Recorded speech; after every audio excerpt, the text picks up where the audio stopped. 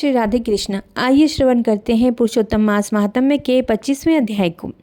दृढ़ धनवा कहने लगे, हे मुने, श्री पुरुषोत्तम मास में व्रत उपवास रखने वाले व्यक्तियों के व्रत की पूर्ति के निमित्त कृपया उद्यापन की विधि भी बताएं। वाल्मीकि जी बोले, हे राजन, पुरुषोत्तम मास के कृष्ण पक्ष की चतुर्दशी, नवमी अथवा अष्टमी को उद्यापन करना चाहिए। प्रातःकाल उठकर स्नान आदि से पूर्व की सभी क्रियाओं को करने के उपरांत यथासाध्य सामग्री से उद्यापन किया जाए। विष्णु की परम भक्ति करने वाले 30 ब्राह्मणों को सपत्नीक भोजन कराया जाए। यदि इतना सामर्थ्य न हो तो 7 और नहीं तो 5 ब्राह्मणों को ही निमंत्रित कर मन से भोजन करा दिया जाए। मध्याह्न काल में एक द्रोण अथवा इसके आधे अथवा चौथाई भाग जितने की समर्थ हो उतनी ही संख्या लेकर धान्य मिलाकर सर्वोत्र भद्र नाम बनाकर उसके चारों ओर यथा सामर्थ्य स्वर्ण, रजत, ताम्र अथवा मिट्टी के छिद्र रहित निर्मल 4 कलश मंडल स्थापित किए जाएं। चारों दिशाओं में पुरुषोत्तम भगवान के चतुर्व्यूह की प्रीति निमित्त उन कलशों पर श्रीफल रख दिए जाएं, जो सुंदर वस्त्रों में लिपटे हुए हों, और उन पर पान रख दिया जाना चाहिए। वासुदेव, हलधर, प्रद्युम्न एवं अनिरुद्ध, इन 4 व्यूहों की 4 मूर्तियां उन कलशों पर प्रतिष्ठित कर दी जाएं।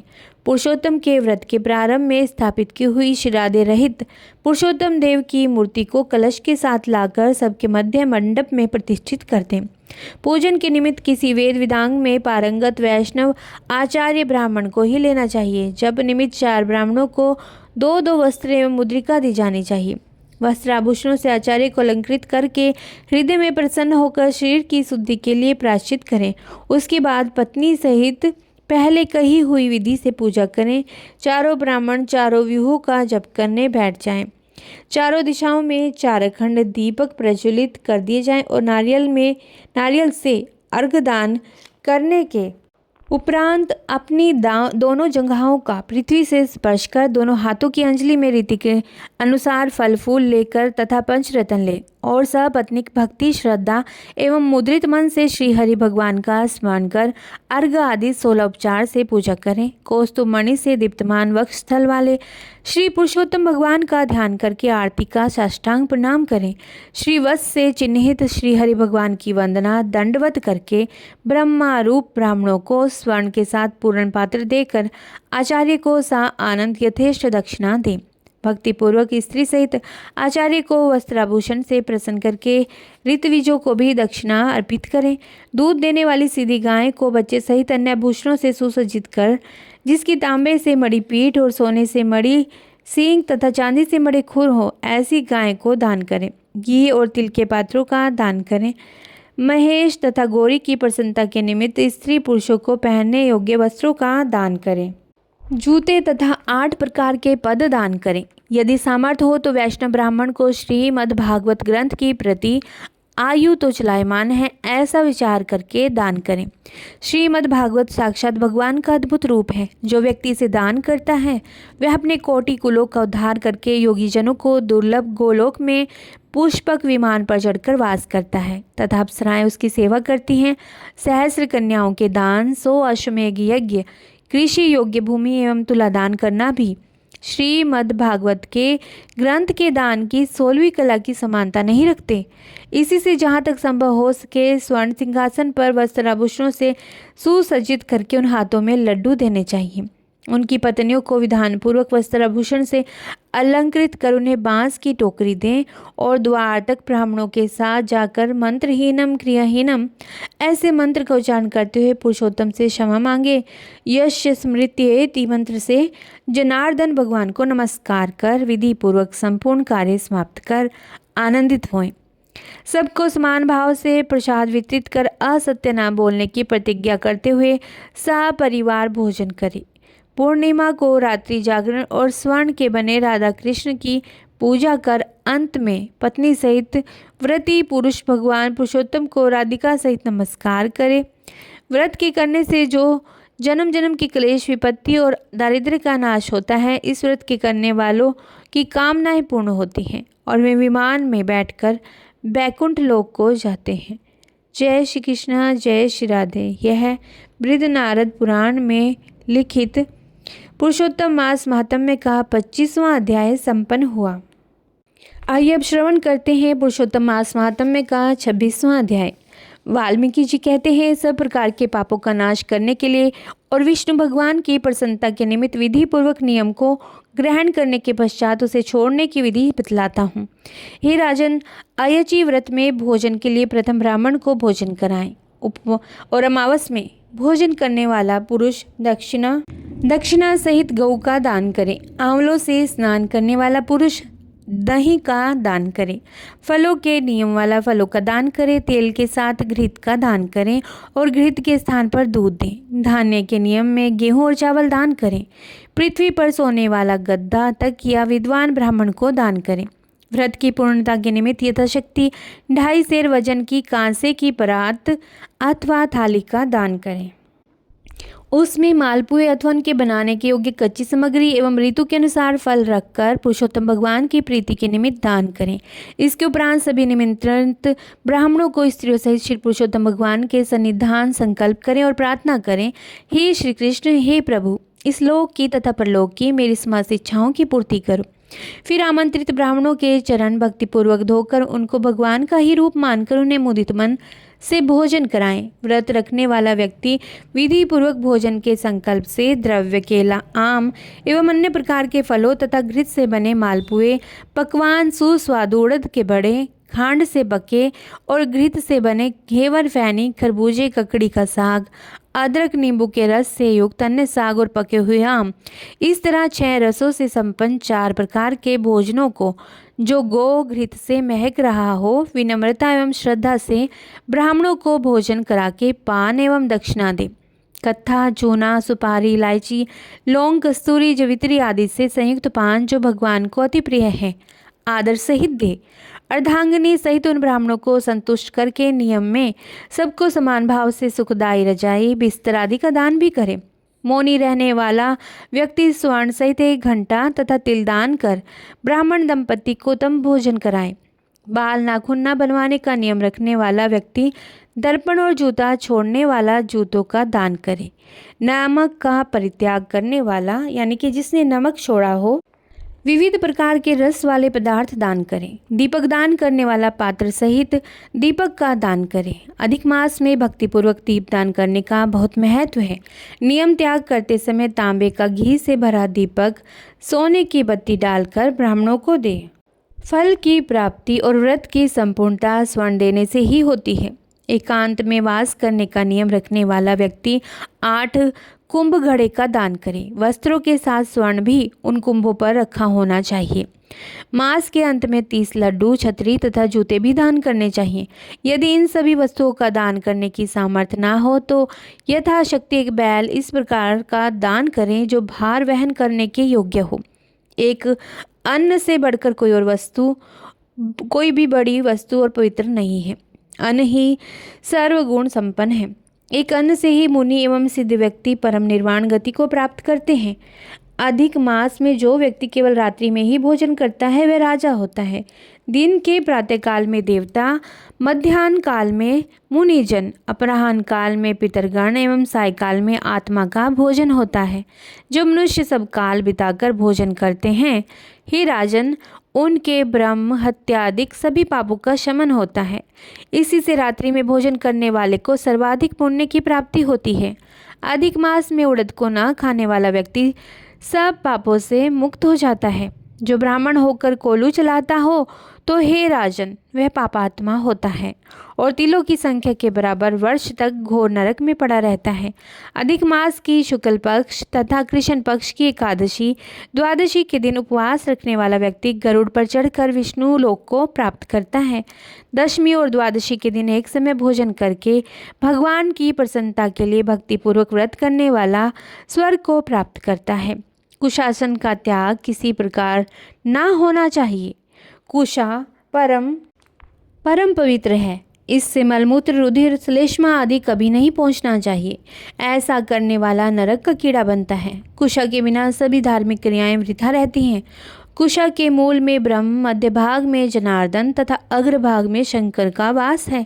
शूद्र द्वारा कुशी का उखाड़ना, कपिला गाय का दूध पीना वर्जित है। वह कुशासन पर ना बैठे, यज्ञ पवित्र को धारण ना करे, ना वैदिक क्रियाएं करे। इनके विरुद्ध चलने वाला शूद्र पितरों को लेकर डूबता है। 14 इंद्र होने तक महानरक में पड़ता है और इसके पश्चात वह मुर्गा, सुअर या वानर की योनि प्राप्त करता है। शूद्र को ओंकार मंत्र का जाप नहीं करना चाहिए। इसका उल्लंघन करने पर नेत्र रोग अथवा कुष्ठ रोग पैदा होता है। हे राजन, ब्राह्मण का आशीष पाकर ही विद्वान व्यक्ति स्वर्ग प्राप्त करते हैं। ओम नमो भगवते वासुदेवाय। यह पुरुषोत्तम मास महात्म्य का 26वां अध्याय संपन्न हुआ। जय श्री राधे कृष्ण। आइए श्रवण करते हैं पुरुषोत्तम मास महात्म्य का 27वां अध्याय। श्री नारायण बोले, वाल्मीकि जी के इस प्रकार वचन सुनकर राजा दृढ़धनवा ने सपत्नीक भक्तिपूर्वक प्रणाम किया और आनंद के साथ मुनि की पूजा की।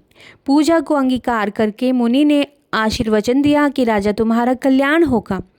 मैं पापनाशनी सरयू की ओर प्रस्थान करता हूँ। मुनि श्रेष्ठ वाल्मीकि इतना कहकर चल दिए। राजा वाल्मीकि जी को सीमा तक पहुंचाकर घर लौटने पर पत्नी से बोले, हे सुंदरी, यह संसार असार है। गंधर्व नगर के समान राग द्वेष आदि 6 शत्रुओं का इसमें निवास है। इसमें मनुष्य क्या सुख पाता है? कृमि, विष्ठा, बात, कफ, मूत्र आदि सहित, यानी कि वात, कफ, मूत्र आदि सहित भस्म होने वाली इस देह में क्या रखा है? मैं अप्राप्य वस्तु को पाने के लिए वनगमन करूंगा और वहीं पुरुषोत्तम का स्मरण करूंगा। पति के ऐसे वचन सुनकर पतिव्रता साध्वी गुण सुंदरी विनय पूर्वक हाथ जोड़कर बोली, हे भूपति, आपके साथ मैं भी चलती हूँ। पतिव्रता स्त्री का देवता तो पति होता है। बृहद के ऐसे वचन सुनकर राजा अपने पुत्र को राज्याधिकारी बनाकर पत्नी सहित वन को चल दिया।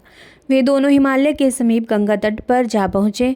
पुरुषोत्तम प्रारंभ होने पर वे तीनों काल स्नान आदि करते रहे। हे नारद, पुरुषोत्तम भगवान का स्मरण करते हुए वे दोनों तप करने लगे। पतिव्रता नारी राजा की सेवा में प्रस्तुत रही। इसी प्रकार तपस्या करते हुए उन्होंने पुरुषोत्तम मास बिता दिया। व्रत संपूर्ण होने पर छोटी बजती हुई घंटियों से सुशोभित एक विमान वहां उतरा। उसमें पुण्यशील सुशील हरि के गण विराजमान थे। राजा रानी को दोनों गणों ने नमस्कार किया। फिर दोनों को आदर सहित विमान में बिठा लिया। इस तरह रानी सहित राजा ने नवीन शरीर धारण कर लिया और गोलोक को प्रस्थान किया, जहाँ पुरुषोत्तम भगवान के श्लोक में श्री हरि के समीप रहकर निर्भय हो आनंद पूर्वक निवास करने लगे। श्री नारायण कहने लगे, हे नारद, मैं अपनी एक जिह्वा से पुरुषोत्तम की महिमा का बखान कैसे कर सकता हूँ? इस पृथ्वी पर इसके समान दूसरा कोई मास नहीं है। सहस्र जन्म तप करने से भी ऐसा सुफल नहीं मिलता जैसा कि पुरुषोत्तम मास में व्रत रखने पर मिलता है। भूले बिसरे में उपवास, स्नान, दान और जप करने से जिस प्रकार उस वानर के केवल 3 रात्रि के स्नान मात्र करने से कोटि कोटि पापों का नाश हो गया, उसी प्रकार कोटि जन्मों के पापों का शमन हो जाता है। यह सब मासों में पुरुषोत्तम मास श्रेष्ठ है। उसकी कृपा से दुष्ट वानर भी हरि के सानिध्य को पा गया। नारद जी ने पूछा, वेदों में मानव जन्म को ही संपूर्ण अर्थों का साधन बताया गया है, परंतु वह अज्ञानी वानर भी इस सेवा से कैसे मुक्ति पा गया?